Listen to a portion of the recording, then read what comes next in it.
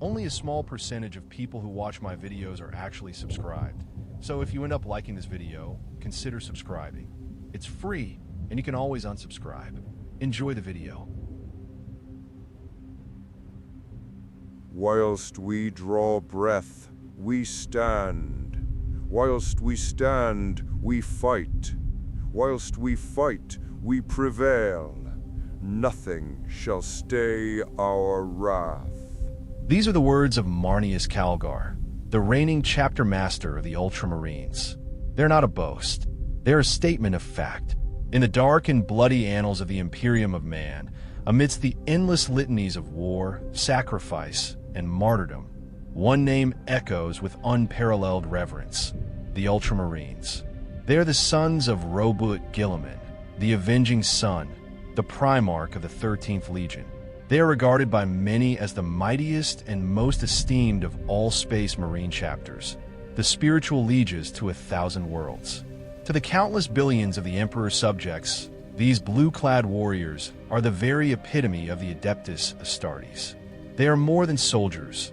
They are the architects of the Imperium as it now stands, the bulwark that held the line when the galaxy itself was torn asunder.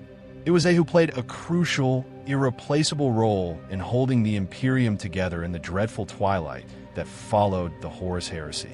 For 10,000 standard years, these highly disciplined and valiant warriors have been the standard-bearers of duty, valor, and unwavering loyalty. They adhere to the sacred teachings of their Primarch, the tome that would become the blueprint for survival, the Codex Astartes. Once, they were the 13th Space Marine Legion, the largest of the Emperor's grand armies.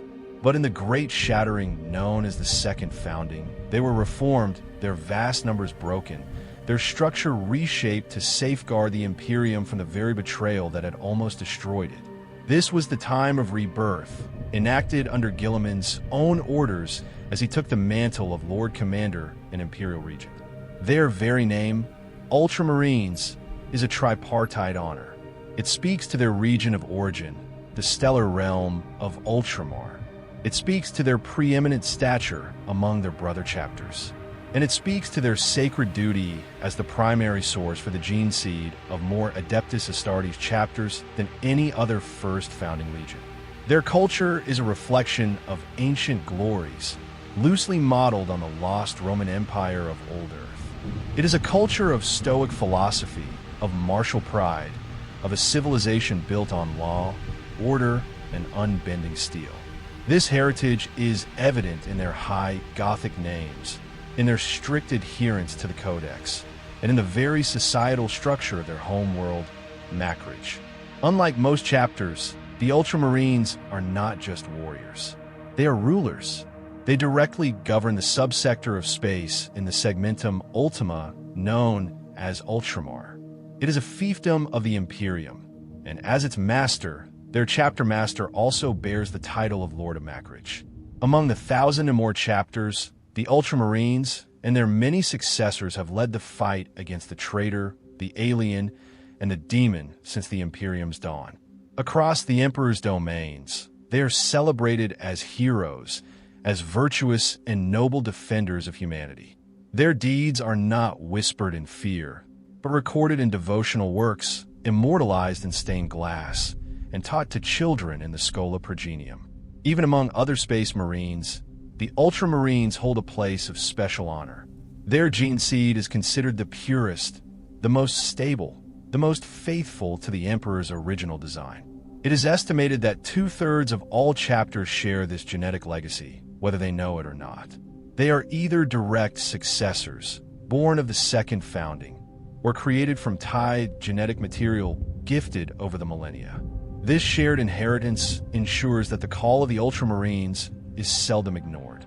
Their counsel is highly valued in strategic deliberations, and the presence of even a few Ultramarine squads in a war zone often guarantees the participation of many more chapters, eager to fight alongside the Sons of Guilliman. Such is the esteem in which they are held. Their history is a tapestry of legendary conflicts. When the Great Devourer, High Fleet Behemoth, first descended upon the eastern fringe, it was the Ultramarines who stood against the tide. On their own home world of Macridge, They faced the swarm and paid a terrible price, sacrificing their entire veteran First Company to achieve victory. It was one of the largest battles in centuries, and at its forefront was Master Marneus Calgar. In that colossal, bloody struggle, they not only earned great honor, but also gained invaluable, bitter experience in fighting these vile Xenos, experience they have since shared with many other chapters, often through service in the Death Watch. But their path has not been one of untarnished glory. When the galaxy was first torn asunder by the arch-traitor, when Horus Lupercal laid siege to the heart of the Imperium, the 13th Legion was agonizingly absent. They were not idle. They were trapped. The Word-Bearers, in their spiteful treachery at the Battle of Kolth, had conjured the vast ruin storm, a galaxy-spanning wound of psychic filth that bisected the Imperium. Guilliman and his sons were cut off, forced to fight a desperate war in the dark, ignorant of the inferno consuming the throne world. By the time the storm finally broke, by the time the Ultramarines could move to reinforce Terra, it was too late. The War Master's siege was already underway, though they fought with the fury of demigods, battling their way through a massive traitor space fleet. They would never reach the Sol system in time to intervene in the final apocalyptic duel. It was in the dreadful silence after the heresy that Roboute Guilliman's true genius was revealed. The traitors were scattered, the Emperor was incapacitated upon the Golden Throne, and the Imperium stood on the very brink of total collapse. It was Guilliman, the master of logistics, strategy, and statecraft, who saw the Imperium through its first, darkest century. As Lord Commander, he repelled invaders, saved scattered human worlds from descending into anarchy, and single-handedly reformed the imperial bureaucracy and its armed forces. But this age of reconstruction would be cut tragically short. In the 121st year of the 31st millennium, the avenging sun fell. He was struck down at the Battle of Thessala by the hand of his own brother, the depraved demon Primarch Fulgrim of the Emperor's children. Poisoned unto death, his barely living body was placed in a stasis field, a frozen moment of agony. He was enthroned in the fortress monastery of the Ultramarines, a silent, sleeping idol. And there he remained for 10,000 years. 10 millennia passed. The Imperium he had saved festered, decayed, and forgot the light of its past. Until, by a combination of Imperial science and Eldari mysticism, during the 13th Black Crusade, Roboute Guilliman was resurrected. He returned to a galaxy far darker than the one he had left, a galaxy split in two by the Great Rift. He resumed his ancient role as Lord Commander of the Imperium and Imperial Regent, once more leading the defense of mankind at the dawn of the era Indomitus. The legacy of the 13th Legion is written not only in blood and deed, but in ink. Statues of their Primarch and their greatest heroes stand tall over countless city gates. Images of their victories are immortalized in the stained glass windows of the mightiest basilicas. They were the largest legion raised for the Great Crusade, and as a result, they provided the most successor chapters during the Second Founding. Their gene seed remains the benchmark for purity, stable, and with minimal mutation even after 10,000 years. A significant number of all Space Marine chapters in the 41st millennium are descended from them, whether they are aware of it or not, and they inherit the greatness of that legion. The Ultramarines exemplify everything a Space Marine strives to be.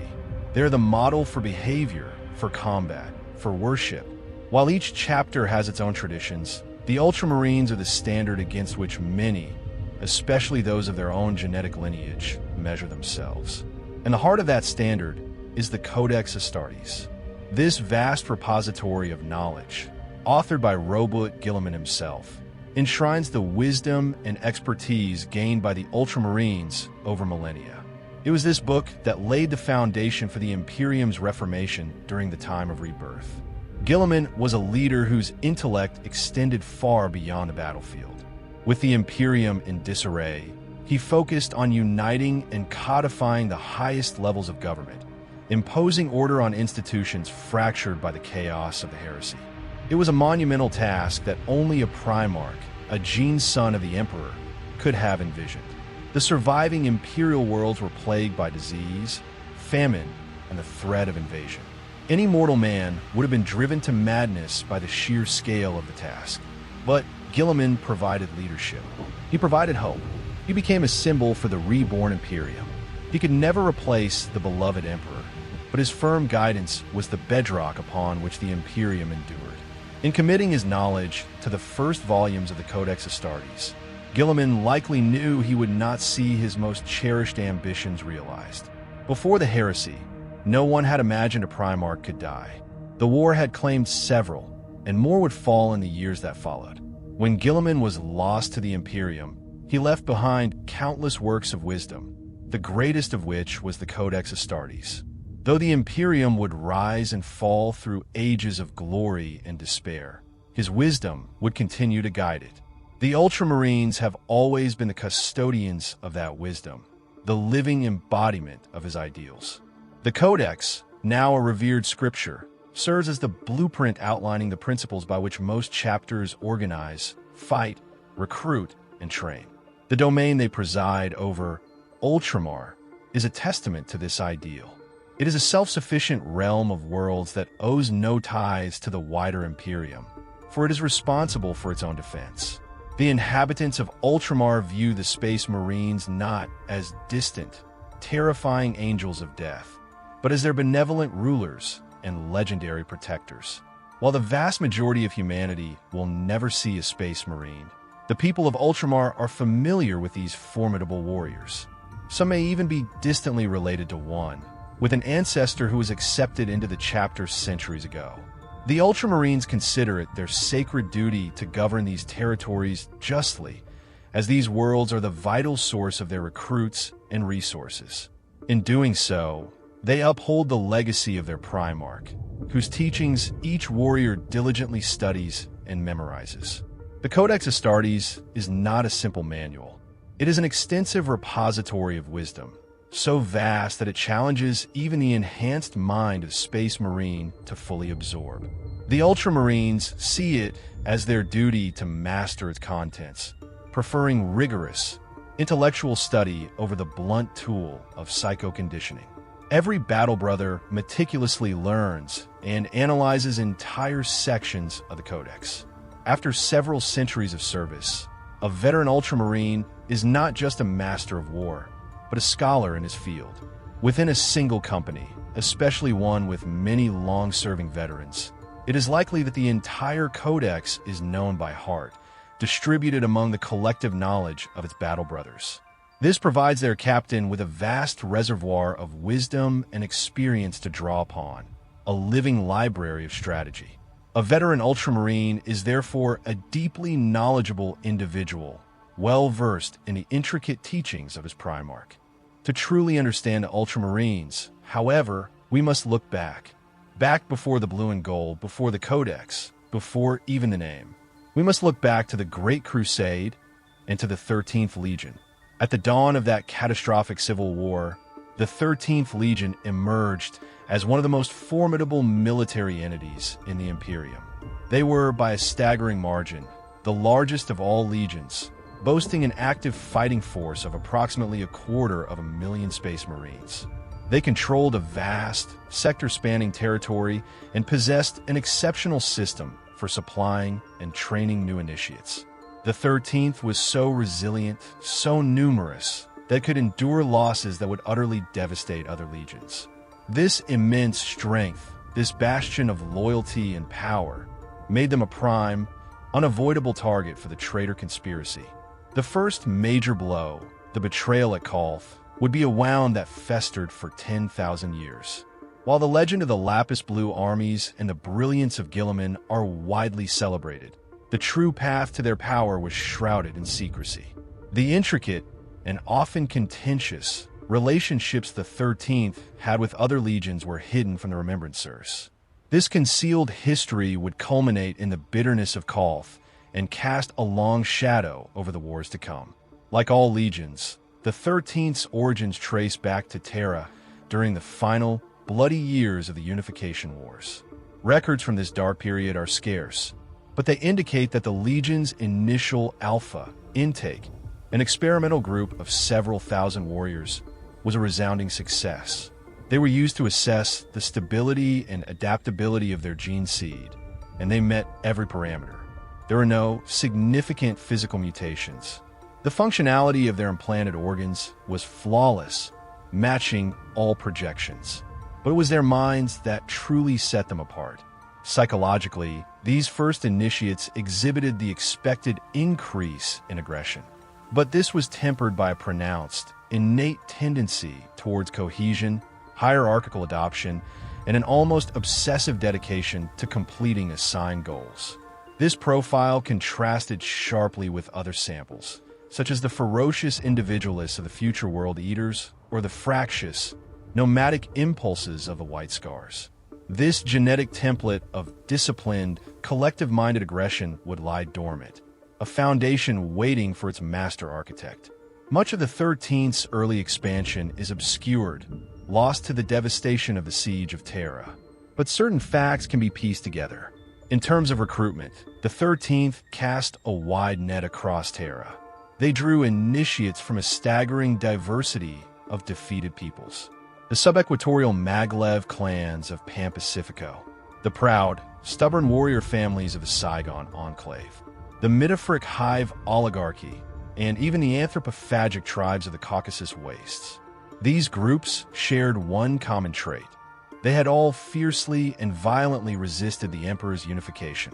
Each was ultimately subdued, not through negotiation, but through near-total annihilation.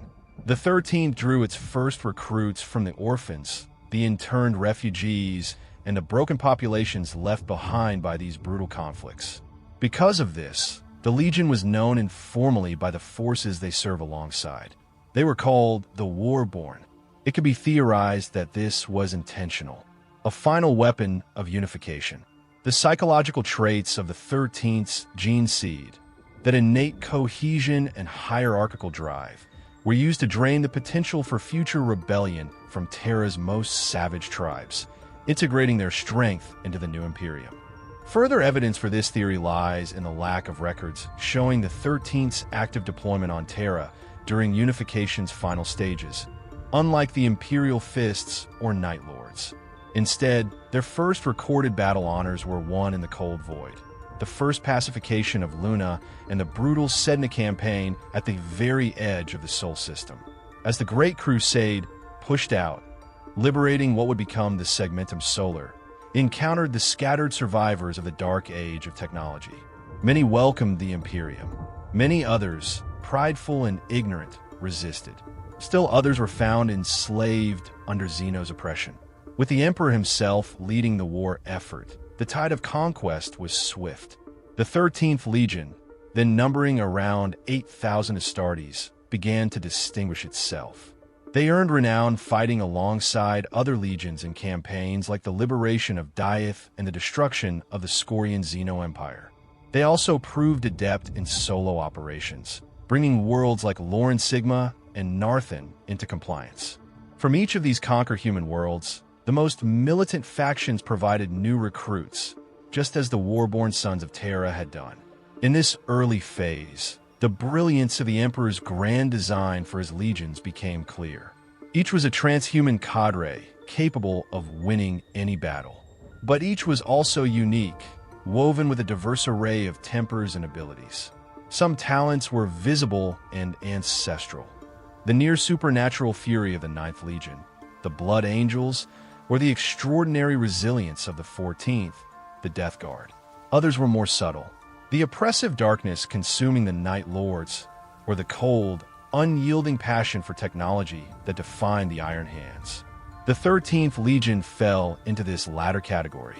In them was a perfect blend of aggression and restraint, discipline and determination. This made them exceptionally well-suited for joint task force operations and complex cross-theater warfare. They also achieved significant success in independent operations, often taking direct command of immortal support forces, the Imperialis Auxilia.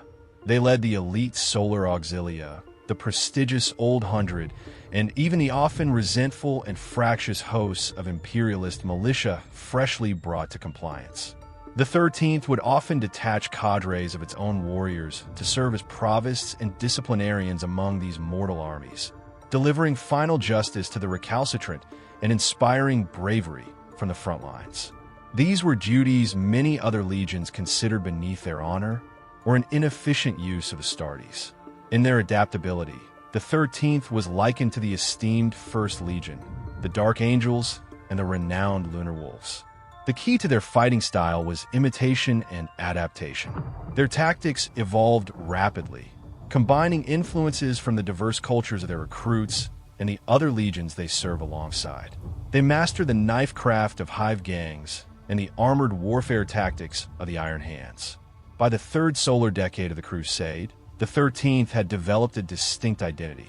They were practical and direct, favoring swift engagements over esoteric strategies.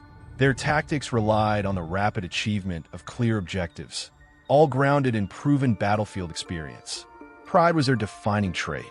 They were known as unwaveringly loyal, but they guarded their honor fiercely. This often led to open rivalries with other legions, particularly those whose Primarchs had already been found. Visually, they began to showcase their achievements. Unlike the uniform liveries of the Emperor's Children or the Dusk Raiders, individual companies within the 13th added honors to their core legion colors of storm gray and gunmetal. For example, the companies that had fought alongside the 8th Legion, the Night Lords, in the purgation of the Cancerite Nebula bore black gauntlets and midnight blue helms. They took the ancient Terran icon of judgment, the scales and death is head, as their own, and took the name Nemesis. The armored formations that halted the Orc advance on Cypra Mundi mirrored the emerald light of the blazing aurora that lit the sky during the fight, painting it upon their right pauldrons. These honors were a visible testament to the Legion's strength. They desired no formal name, preferring their numerical designation. As their first Lord Commander, Gren Vaso once stated, "I am told that once the numeral 13th was taken as an ill omen, but in the Emperor's service, we shall make it a byword for redemption and glory." That resolve would soon face its greatest test. By the year 833 of the 30th millennium, the 13th Legion had swelled to an active force of 33,000 Space Marines, with their primary battle group forming the autonomous 12th Expeditionary Fleet. This rapid expansion was due to two factors. First, their practical approach to warfare minimized casualties. They avoided battles of attrition and focused on strategic goals, an approach that also extended to reducing civilian collateral damage. Second, an aspect of their gene seed. While implantation success rates were average, the gene seed itself was highly resistant to errors during replication. This stability, matched only by the First Legion, meant the 13th suffered almost no mutation or deviation in harvested organs. This allowed the Legion to steadily increase its numbers even without the stabilizing influence of a Primarch. At this time, the Emperor, along with Horus and Ferrus Manus, spearheaded the main thrusts of the Great Crusade far into the outer void. The 13th Legion's size and genetic stability were so significant that the 12th Expeditionary Fleet alone was entrusted with exploring the dense intergalactic disk, core ward of Terra. And it was here that the Legion's pride would be its undoing. The Osiris Cluster, 11 star systems in the inner segmentum solar. Suddenly, and without warning, they declared secession. Chartist vessels were seized. Imperial Navy patrols were fired upon and driven off. Agents of the Imperium were silenced. These worlds had been brought into compliance years earlier, with minimal bloodshed, in a campaign where the 13th Legion had played a significant role. The fact that these worlds would rebel was seen as a direct, personal affront to the Legion's honor. Lord Commander Gren Voso, Legion Master, was determined to resolve the matter. Swiftly, decisively, he vowed to bring the insurrection to an end. Acting on preliminary intelligence, Voso commanded the warships of the 12th Expeditionary Fleet to proceed directly to the Halo world of Septus 6. He left his support elements, the lumbering troop transports and forged ships, behind. The target for his rapid strike force was the atmospherically sealed city of Kavas, the political and economic capital of the cluster. Voso reasoned that a swift decapitation strike, before the rebels could consolidate, could end the rebellion in a single blow. Upon breaking into real space, the 12th Fleet's capital warships easily overwhelmed the system defense monitors. After a brief engagement, they executed a precise bombardment to neutralize orbital defenses and move to assault the planet. The plan was a variation of a proven tactic, partly inspired by the Luna Wolves: strike the governmental and environmental control complexes, demonstrating the futility of rebellion with minimal damage to the Hive's infrastructure. The plan was based on detailed prior knowledge of the world. Unfortunately, every single assumption Voso and his command staff had made was catastrophically wrong. The attack began promisingly. Close support fire from the flagship, Scython's Thunder, tore massive breaches in Hive Kavas' protective shell. Voso himself personally led his Stormbirds into the assault. Resistance was immediate and far more intense than anticipated. The landing force became bogged down in waves of human attackers. They were not soldiers. They were civilians. Hundreds, then thousands of dead-eyed citizens, crudely stitched into makeshift pressure suits and armed with improvised weapons, including explosive mining charges repurposed as suicide devices. The 13th Legion adapted, maximizing enemy attrition, but the relentless tide of bodies pressed forward in cold, unnatural silence. This was no mere rebellion. This was something else. Determined not to stall, Voso called for reinforcements and commanded his squads to advance, relying on the superior close-quarter skill of his Astartes.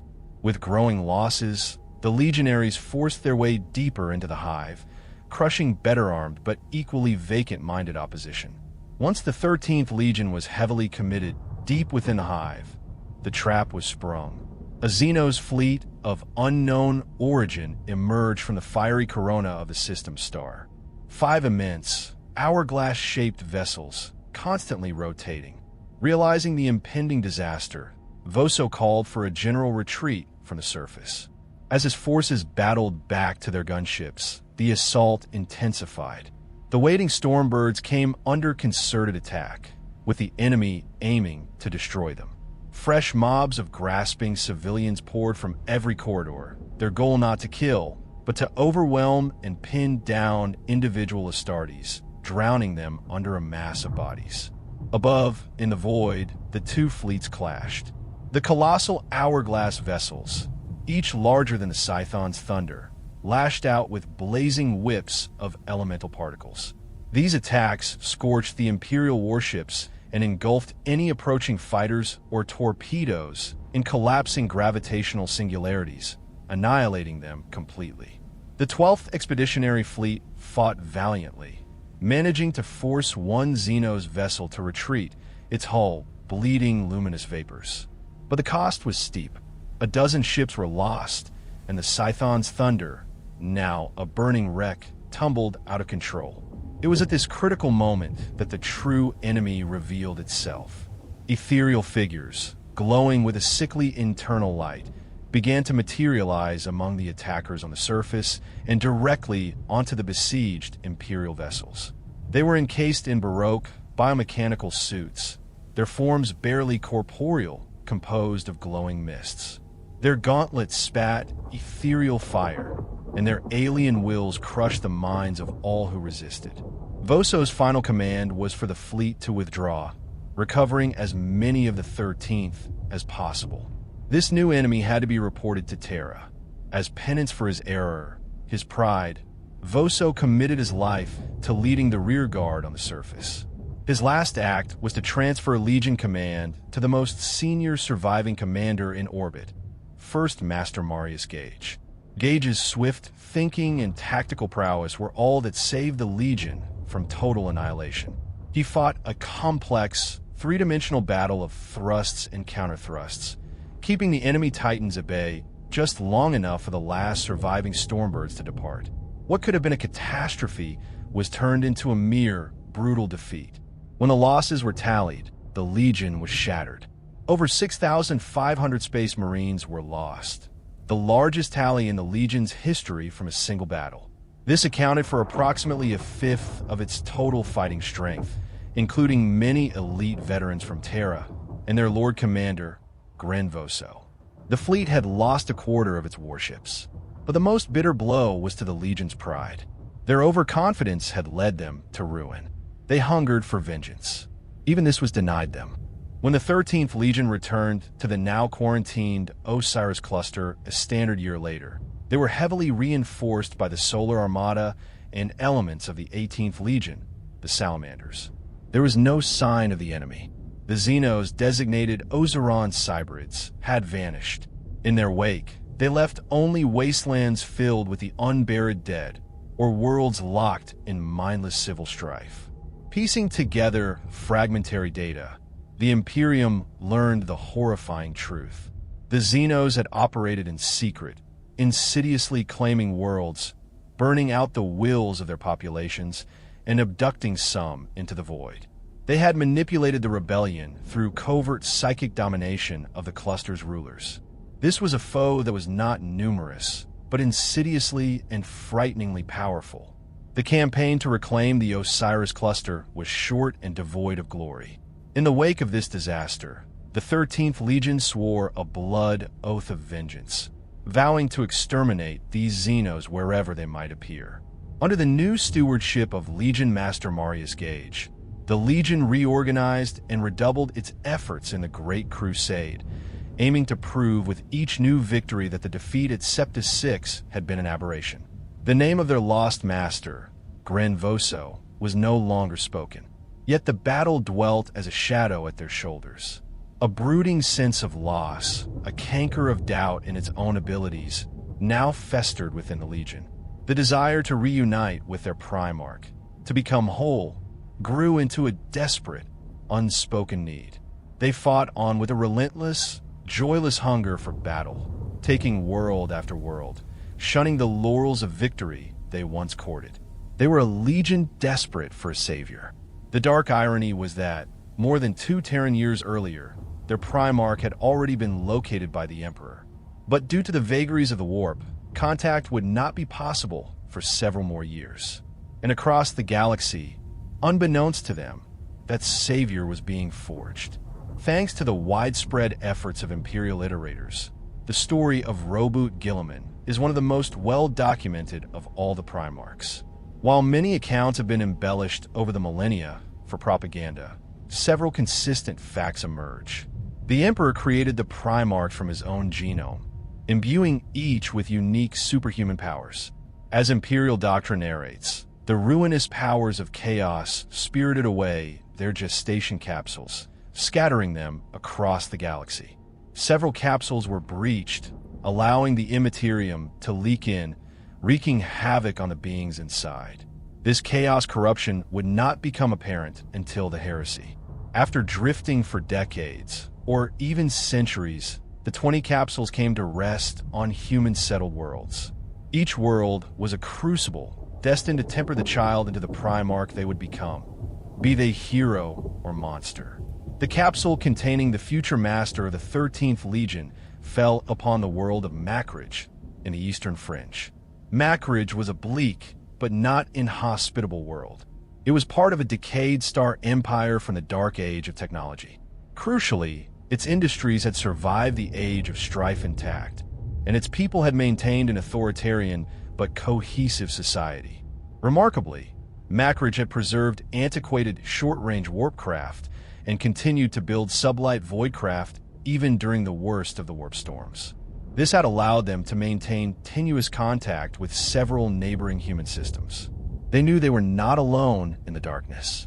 And so, when the Primarch's capsule was discovered by a group of magnates hunting in a forest, they recognized it as advanced technology, not a sign of superstition. Breaking the seal, they found a strikingly beautiful and perfectly formed human child, surrounded by a glowing nimbus of power. The child was taken to Horus Guilliman, one of the 2 consuls governing the most powerful region of Macridge. Horus adopted the infant as his son, naming him Roboute. The young Primarch grew at an unnatural pace.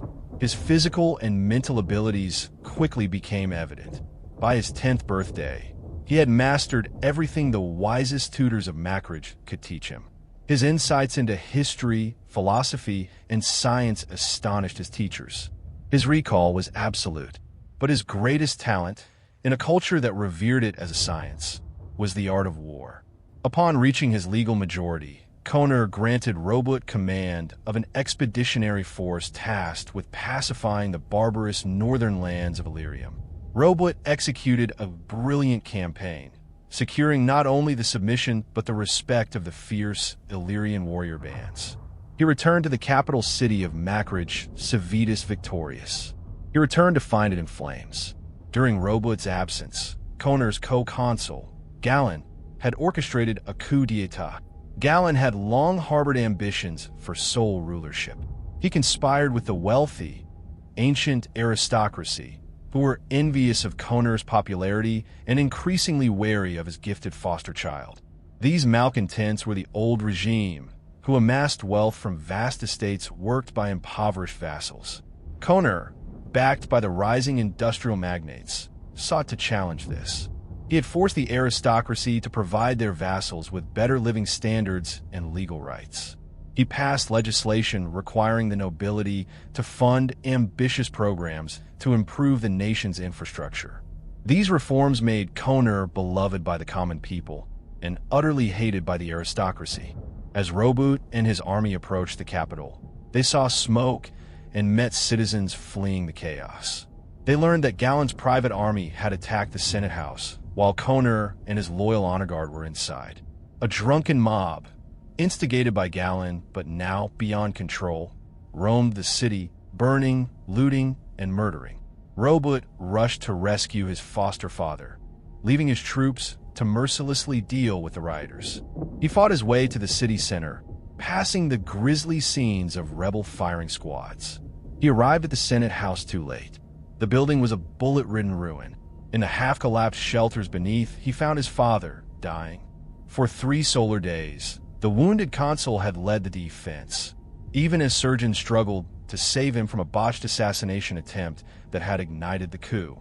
With his dying breath, Koner Guilliman revealed the full extent of Galen's betrayal, naming those whose hands were stained with his blood. The rage of Roboute Guilliman upon the death of the man who had raised him was cold, absolute, and unstoppable. With the full support of his army and the beleaguered citizens, Guilliman crushed the aristocratic rebels. He scattered their hired armies and lined the streets with the hanging bodies of the rioters, swiftly restoring order. Thousands of citizens flocked to the Senate House, and amidst a wave of popular acclaim, Guilliman assumed the mantle of the sole, all-powerful consul of Macridge. He dismantled the old aristocratic order. Galen and his fellow conspirators were seized. The ringleaders were publicly executed. The rest were sentenced to hard labor, rebuilding the city they had ruined stone by hand. In the new order, loyal soldiers and hardworking settlers were granted rights where the old oppressors had once held sway. With superhuman energy, Guilliman reorganized Macridge's social order into a strictly enforced meritocracy. The hard-working prospered. The honorable received positions of high office. Those who shirked the law faced draconian, but consistently fair, punishment. The stagnated economy was reordered. Technology was disseminated, not hoarded. Macridge flourished as never before, united under the unchallengeable rule of Roboute Guilliman. It was around the time of Guilliman's Illyrian campaign that the Emperor's Great Crusade reached the planet of Ispander, at the far edge of the network of worlds with which Macridge had contact. From the Ispanderans, the Emperor learned of Macridge and of the extraordinary son of Consul Koner.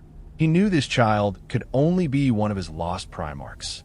Yet, as the Emperor's fleet moved towards Macridge, a power even the master of mankind could not ignore thwarted him. Violent warp squalls erupted, separating Macridge and its neighboring systems from approach. For 5 more standard years, Guilliman was left to his own devices. In that time, his world became a marvel of uniformity and order, prosperous and productive. Its cities were rebuilt in glittering marble and shining steel. Guilliman, studying the ancient histories of his world, found fragments telling of mankind's ancient interstellar domains. He began to dream of new worlds to conquer, a domain beyond the seas of night, a realm he would call Ultramar. By his will it was so. Vessels from Macridge plied regular trade routes, bringing raw materials and people to his flourishing world, and waged short, victorious conflicts to pacify the strife in neighboring systems. When the Emperor finally breached the warp storm in the 837th year of the 30th millennium, he saw what his lost gene son had wrought. He was indeed pleased. Unlike with his more savage sons, the Emperor met Roboute Guilliman without the need for dissembling. It is recorded that upon learning the truth of his origins, Guilliman immediately swore fealty, recognizing the Emperor as his true father. He had already theorized correctly that he had not been born, but deliberately created for a purpose. It was immediately apparent to all that Guilliman possessed a powerful analytical intelligence, even compared to his peers, as well as a staggering talent for statecraft and macro-organization. The 13th Legion of Space Marines was swiftly assigned to him. This development was met with great joy and pride by the legionaries. The joyless, shadow-haunted Warborn had found their father. The vision with which their new Primarch shared his designs for the future, the righteousness of the Great Crusade, invigorated them. Any lingering doubts from the disaster at Osiris were burned away, ensuring a seamless transition of command. Roboute Guilliman did more than merely take command of the 13th. He transformed it. His vision was to create a legion that was not just an exceptional army, but a self-sustaining power for conquest, order, and expansion, the embodiment of the Imperium's strength. To Guilliman, a military force was more than its warriors. It was the supply chains that fed them, the starships that carried them, the manufactoria that armed them, and the worlds that provided their recruits. All these elements were indivisible and equally crucial. He did not merely intend to use Macridge as a headquarters, as his peers had done. He envisioned it as the fulcrum of a much larger network, the heart of his new realm of Ultramar, a project that would span decades. He undertook a comprehensive reorganization of his legion, drawing inspiration from the doctrines of Macridge and a thorough study of the 13th's own history. He aimed to eliminate every weakness, every deficiency, to achieve optimal military performance. This reorganization became a dual doctrine. It embraced the ancient, deterministic values of the warrior, courage, discipline, skill, and blended them seamlessly with the theoretical aspects of planning, precedent, and analysis. The 13th Legion under Guilliman became as ruthlessly even-handed as it was efficient. The needs of the individual were subordinated to the greater whole, but the life of an individual was never spent wantonly. Obedience to hierarchy was absolute. The outward signs of this transformation were striking. The drab storm gray and gunmetal livery was cast aside. It was replaced by a deep, regal blue, accented with the white of Macridge and the gold of champions. The ancient Ultima glyph from the pre-isolation stellar charts of the region was adopted as the Legion's icon and seal. And with their new colors, they took their new name. They were the Warborn no longer. They were, and would forever be, the Ultramarines. With his forward base relocated to Macridge, Guilliman was granted an independent crusade command. The 12th Expeditionary Fleet was reformed, supplied with the latest warships from Mars as a boon from the Emperor. The newly named Ultramarines immediately began expanding their range from Macridge, eradicating hostile Xenos holds and liberating human worlds. They ranged as far as the dead expanse of the galactic north and to the point of ultimate Thule in the galactic east, where the stars paled into the exogalactic void. During this period, the Ultramarines succeeded in liberating more human-settled worlds than any other single Primarch forces. But they did not just conquer, they built. Whenever Guilliman and the Ultramarines made a new world compliant, they invested significant effort in establishing it afresh. They set up self-supporting defenses and ensured that agents of the Imperial truth and industry firmly sealed the world's place within the Imperium. This spread of cohesive imperial civilization in the Legion's wake served to solidify and expand the supply lines for its advance. This, in turn, facilitated the great speed and range of the Ultramarines' conquests. As their tally of victories grew, so did their numbers. The Legion had always been mindful of its losses and possessed a stable gene seed. But with Guilliman's vision, his organizational skill, and his own genetic material to further enhance the purity of the Legion's gene stocks, the expansion was meteoric. Within solar months of the Legion's establishment on Macrich, the first influx of new recruits arrived at the Fortress of Hera, beginning an ongoing process of renewal. Waves of recruits were processed, not only from Ultramar, but from scores of worlds conquered by Guilliman's fleets. The recruitment process was meritocratic and exacting, selecting only the strongest and most able candidates. The wide net cast for recruits resulted in an intake that dwarfed that of any other single legion. This, coupled with the Ultramarines' resistance to attrition warfare, created an amplification effect. The larger the legion grew, the more force was brought to bear, and the fewer casualties were taken. In cases where heavy losses were suffered, and there were many hard-fought battles against Orc empires and other Xenos forms, the Legion's sheer size and capacity to renew itself offered formidable resilience. Such losses were almost invariably replaced within a few Terran years. The 13th Legion, reforged and resurgent, became a force unlike any the galaxy had ever seen. They were the very model of the Great Crusade, the embodiment of the Imperial truth, and the shining, brilliant vanguard of the Emperor's grand design.